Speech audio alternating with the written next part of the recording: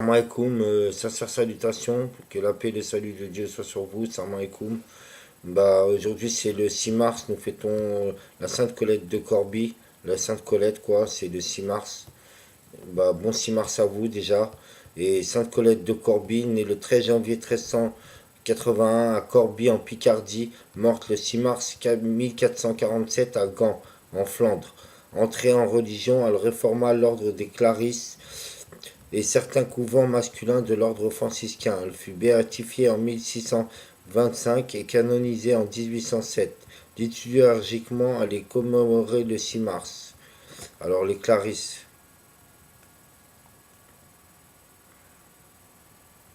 L'ordre des pauvres dames ou l'ordre des Clarisses et ou aussi des Cordelières a été créé en 1212 par Claire d'Assise à la demande de François d'Assise. La règle s'étant adoucie, Sainte Colette réforme l'ordre au XVe siècle. Les saintes moniales adeptes de la réforme sont alors appelées colétines. Cette réforme s'est ensuite généralisée à tout l'ordre des Clarisses.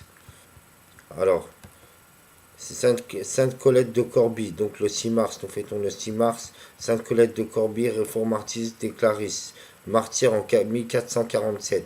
Elle est née à Corbie en Picardie. Ses parents se désolaient de ne pas avoir d'enfants. Ils prièrent Saint Nicolas. Lorsqu'ils reçurent ses petites filles, ils lui donnèrent le nom du saint protecteur Nicole, en devenu aussi en diminutif familier Colette. Orpheline à 18 ans, elle obtint du père d'abbé d'un monastère voisin la possibilité d'entrer chez les bédouines d'Amiens, malgré son âge. Elle n'y reste qu'un an, jugeant leur vie trop douce. Même déception chez les bénédictines puis chez les Clarisses. Son père spirituel est franciscain et comprend son désir d'austérité. Il l'a fait entrer dans le tiers-rond ordre de Saint-François comme recluse à Corbie. Mais elle se sent appelée à plus de pauvreté encore, et pour cela elle veut réformer le second ordre de Saint François, les Clarisses. C'est pourquoi elle obtint de rencontrer le pape Benoît XIII qui réside alors en Avignon.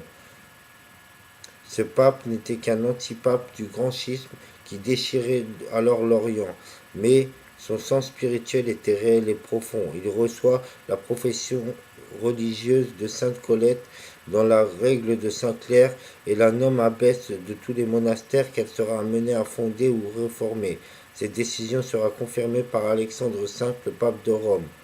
Colette vient alors en Franche-Comté et réforme en premier lieu le monastère de Besançon, puis bien d'autres en Savoie, Artois, Allemagne et Belgique.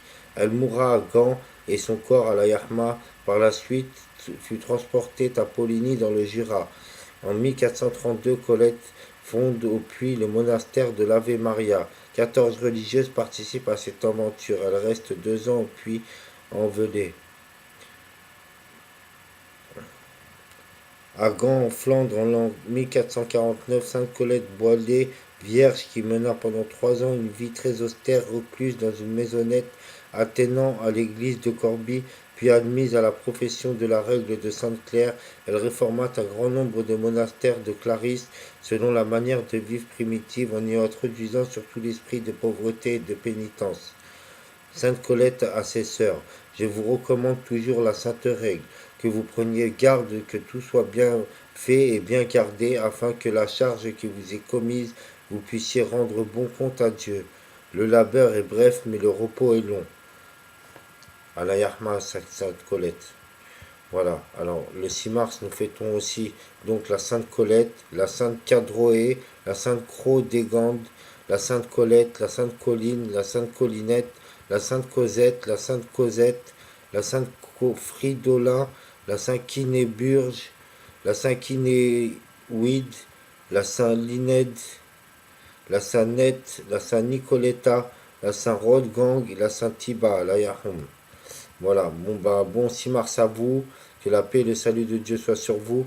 Et attendez, je vous montre les images de Sainte Colette. Que la paix et le salut de Dieu soient sur vous quand même. Voilà, ça c'est des images de Sainte Colette.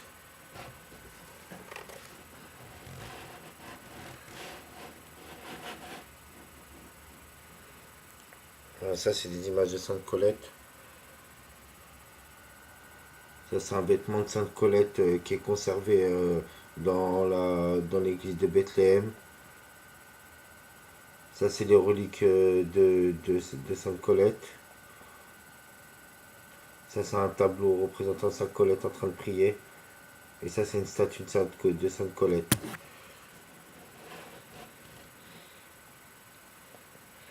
Là, c'est un vitraux de Sainte Colette.